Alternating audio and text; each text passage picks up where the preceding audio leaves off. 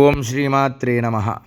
దేవీ శరన్నవరాత్రుల్లో భాగంగా 7వ రోజు అమ్మవారు కాలరాత్రి దుర్గామాతగా దర్శనమిస్తూ భక్తులచే పూజలు అందుకోనుంది. ఈ కాలరాత్రి దుర్గామాతను ఆరాధన చేయడం వల్ల ఏ ఫలితం మనకి వస్తుందో ఈ వీడియోలో తెలుసుకుందాం. Please like, share, subscribe my channel. ఈ కాలరాత్రి దుర్గాదేవి రూపము చూడడానికి చాలా భయంకరముగా ఉంటుందట. ఈమె శ్వాస పీల్చుకుంటూ ఉండగా ఆ శ్వాస నుండి అగ్నిజ్వాలలు ప్రసరిస్తూ ఉంటాయట. ఈ అమ్మవారి యొక్క వాహనము గార్ధభము అంటే గాడిద. ఈ అమ్మవారు తన ఒక కుడి చేతి వరముద్ర ద్వారా అందరికీ వరములను ప్రసాదించును. మరి యొక్క కుడి చేయి అభయముద్ర కలిగి ఉండును. ఈ అమ్మవారి ఒక ఎడమ చేతిలో వజ్రాయుధము, మరి యొక్క ఎడమ చేతిలో ఖడ్గము ధరించి ఉండెను. ఈమె ఎల్లప్పుడూ శుభ ఫలితములచే ప్రసాదించుచుండెను. అందువలన ఈమెను శుభంకరి అనే పేరుతో పిలుస్తూ ఉంటారు. ఈ కాలరాత్రి దుర్గా దుష్టులను అంతమొందిస్తుంది.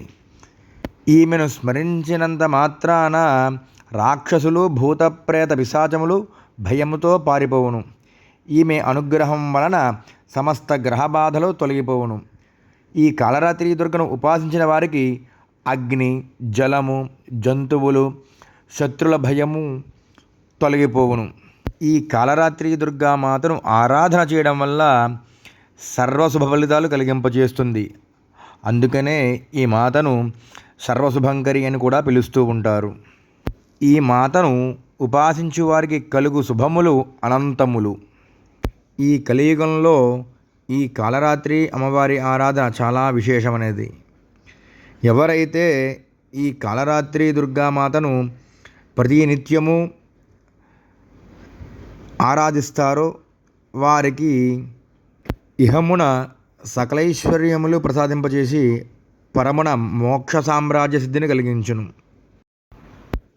నిత్యము ఈ అమ్మవారి యొక్క నామస్మరణ చేయడం ద్వారా సమస్త బాధలు తొలగిపోవును.